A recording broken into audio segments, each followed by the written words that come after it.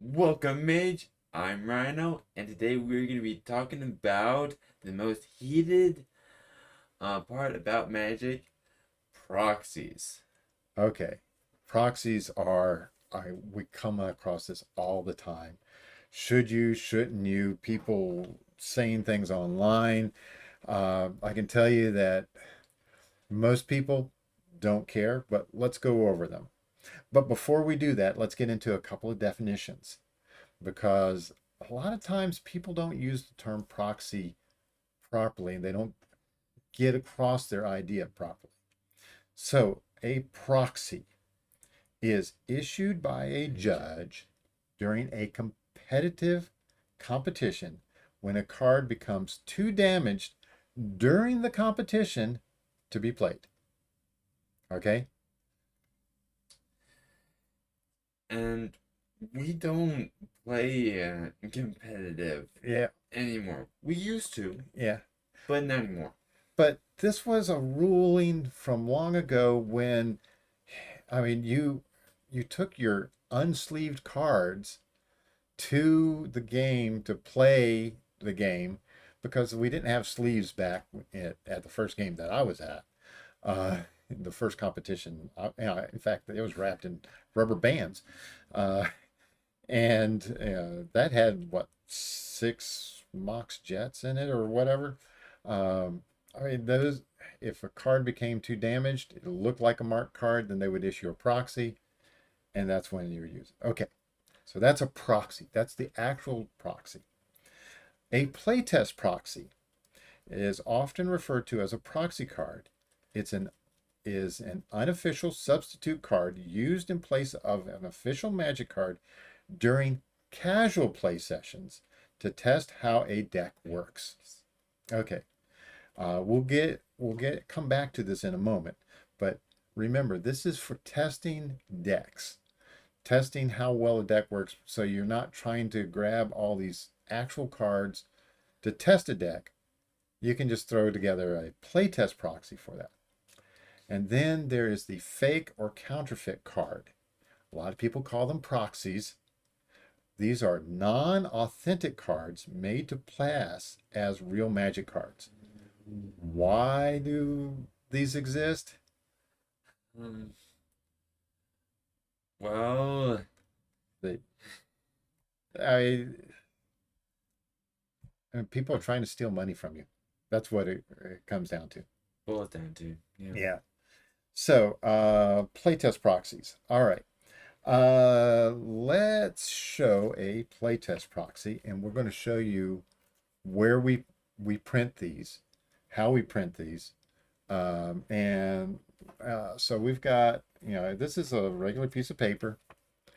Uh, it doesn't look like the actual magic card, and Rhino's got one there, Yeah. and I just put the basic lands. basic land behind it. It's in a sleeve, and And, I mean it's reasonable. It's clear. You can easily read the text. You can yeah. see the casting cost. Uh, why do we have the artwork on there?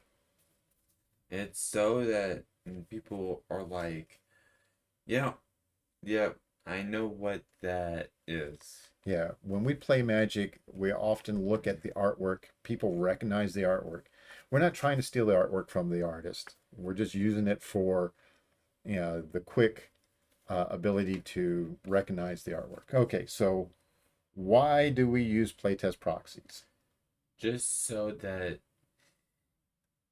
if we want to put the deck together and if it'll work. Yeah, so we want to test how the deck works.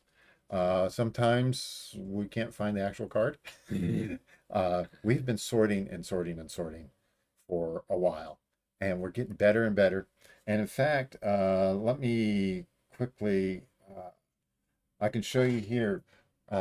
We've got these boxes with all these different sets, and those are alphabetized. We can find cards a lot more quickly now, and we've got a better system, so it's making it easier for us to find these cards. Um, and there's sometimes when we only have one copy of the card and we want it in two decks. we'll use a playtest proxy um, to do that. All right, now let's talk about counterfeit or fake cards. Now, we have some fake cards and we solely use them for these videos. We don't take these out to show anybody or anything like that. So, Rhino, All right. we got 3 cards, and they're not in sleeves. 9 sleeves. Show the cards. Volcanic Island. Very old. Very old. Scalding Tarn. Pretty old. Pretty old. All right. And Temple of Mystery. Okay. And And all right, so there's 3 cards there. One of them is fake. one of them is fake. And the Temple of Mystery is the fake one. All right, why is a 27-cent card a fake card? Because way back when, it was probably like $5 or something. Yeah, I mean, when Theros came out, I mean that it was worth a lot. Now they've printed them a lot and they're not worth a lot anymore. Okay, so we've got real, fake. Fake. All right. Now We have another Scalding Tarn here. This one is fake. now people will look at it like, And you can look at these side by side. You can, I mean, the artwork is exact. The coloring is exact. The feel of the cards is exact. yeah. But when you turn them over, You can tell. you can tell. Sometimes the backs just don't look quite right.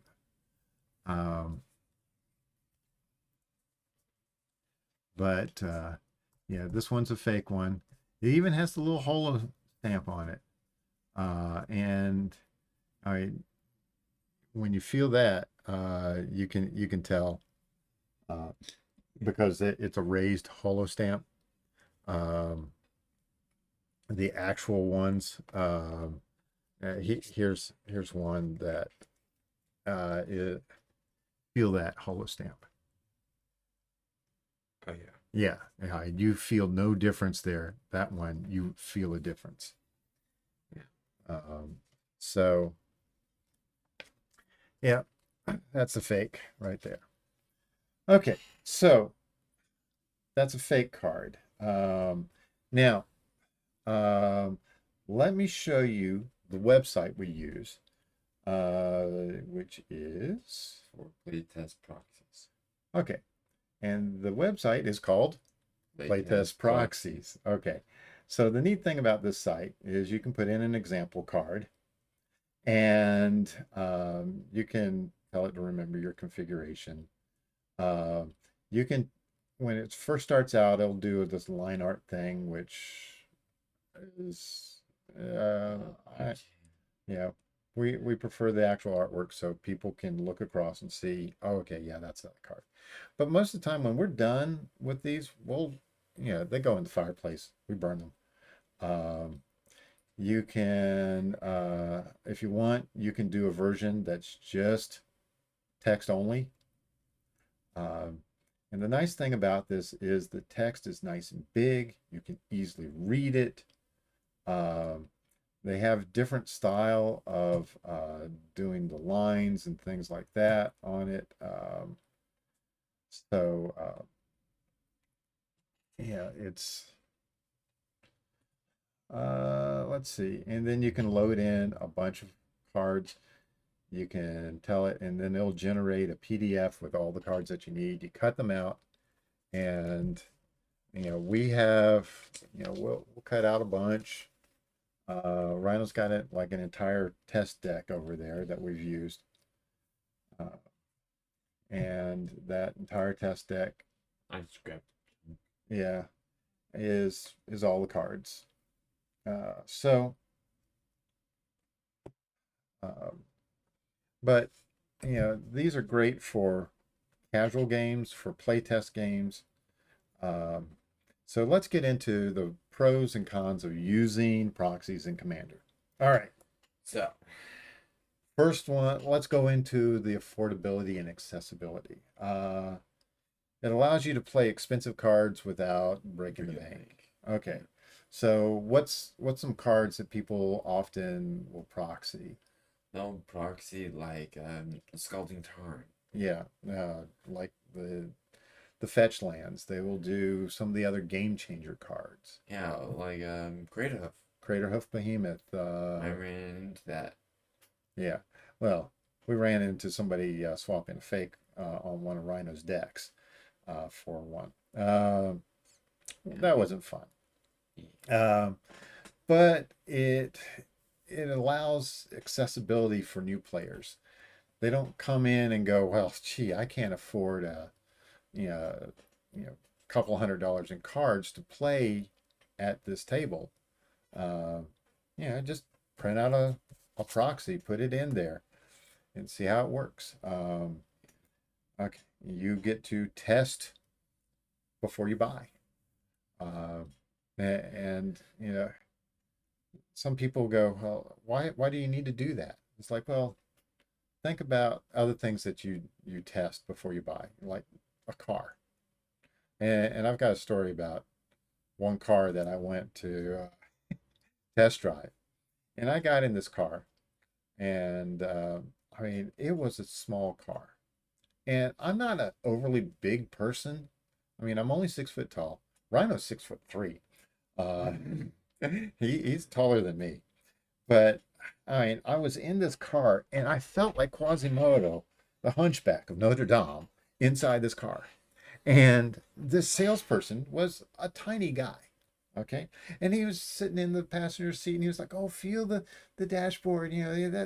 That's not like these other dashboards. And I was like, I can barely move in this car. I can't see the speedometer. How do I know how fast I'm going? And then I was saying, I hate the car. And what he said was, well, let me go and get the manager, and we'll talk about. He was ready to sell me the car, and here I am saying I hate the car. Well, the same thing happens with your deck. You'll get a deck going, and this card will keep coming up, and it's like I hate having that card in my hand. It does nothing. Most of the time, it never does anything. And if it's an expensive card, why spend money on it? So yeah, you test before you buy. Okay. What do you use to brew a deck? We use um Architect. Okay. And we throw in the cards. What do you do the gold fishing on Architect? Yeah. Uh, but then we put them together in paper and test them out. Real, because I mean, you can't play a real game using Architect. So it allows us to put together a deck quickly, which is nice. Faster brewing. Let's see. It also allows for balancing the play field. So in casual groups, uh, you can have bracket 2, bracket 3, and bracket 4 decks at fairly low cost. So you can show up to your commander night and yeah, pick the pod that works. Yeah. Okay. And then of course, we use it for educational purposes. We do live streams when we're testing out stuff and we want to show them off. Okay. Some of the cons, some of the problems with proxies. Okay, they're not tournament legal.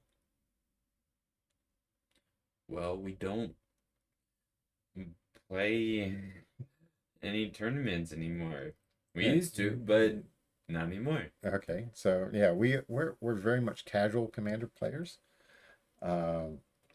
Okay, Potential rules misunderstandings. Okay, Okay. show that card. Here's a proxy. Yeah. Well, that's a Scalding Tarn, isn't it? No, No, it isn't. it doesn't. It doesn't give the rules interactions. Yeah.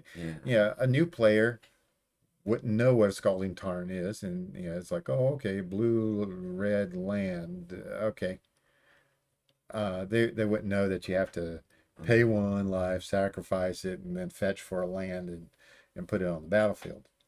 Uh, so that could be a problem. The other thing is, even with this nice, okay, printout here, we just take them, we print them right off the PDF, but somebody could go through and go, well, maybe I want to change this text a little bit here. And instead of getting a +2 +1 on there, maybe I want it to be a +3 +2. And maybe I want to change the equip cost down from 3 to 1. Somebody could go in and fiddle around with that. So you can look at proxies and go, is that really right? Okay. The perception is printing out a few proxies cheap. No, not really. Printing out an entire deck, yeah, it's pretty cheap. It's like they completely bypass the effort of collecting and building decks. Another con that often gets brought up is people who collect cards and say, well, you printing out a proxy devalues my cards. And really, I don't think that's true. Because, right here we've got this unlimited volcanic island. It's in pretty reasonable condition. It's got a few scuffs on it. Yeah, it would probably be considered like an 8 on the scale, but if somebody were to print out one and put it in their deck, it's not going to lower the value of that card at all.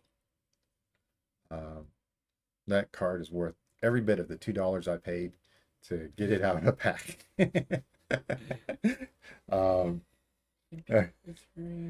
Yeah. Okay. Says, okay. Another con is proxies. Proxies are not universally accepted. Have we ever gone to a game store and somebody say no proxies? No, I don't think so. Has the LGS ever said no proxies? No. No, it seems to be pretty well accepted everywhere, at least everywhere we've gone. And we've gone to, we've gone to Star City Games, and we've gone to Magic Cons, and we've used proxies in all of those. No one's ever had a problem with that. Now, that could be because people know Rhino. I mean, he's been doing this stuff for 10 years now. They know that we have the cards. Which is, don't know where they are, or it's in another deck. Yeah. But,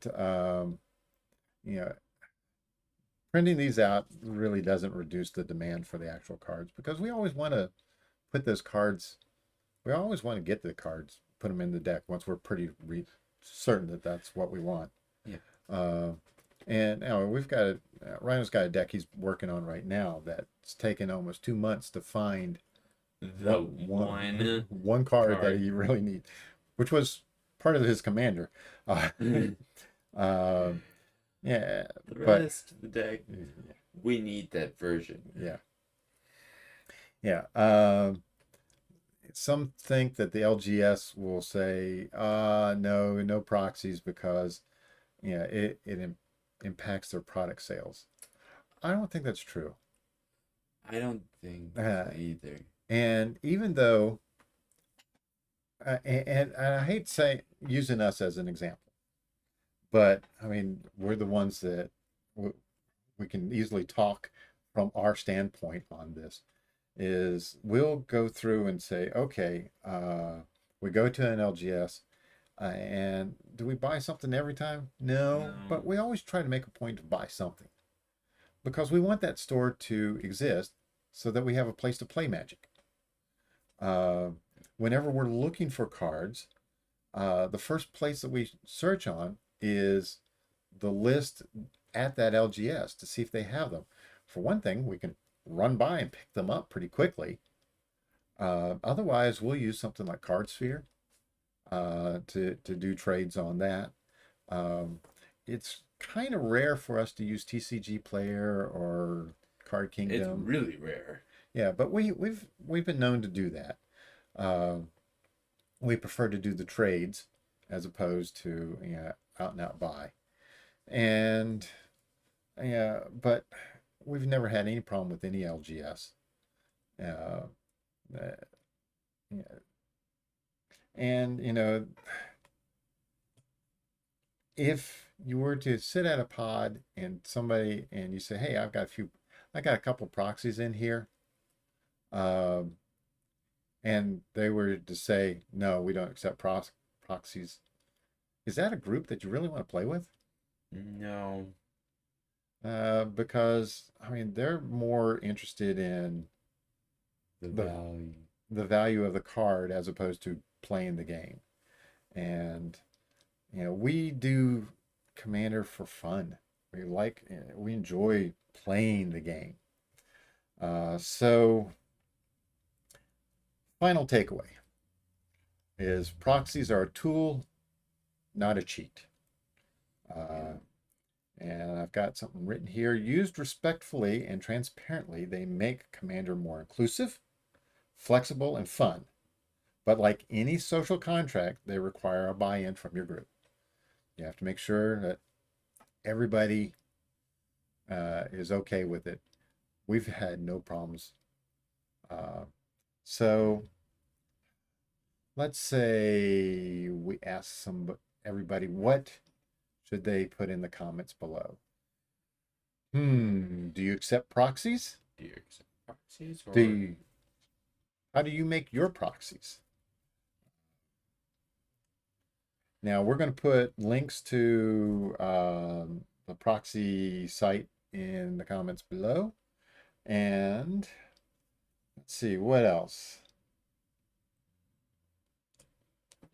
well, I have more videos coming out soon. So until then, Rhino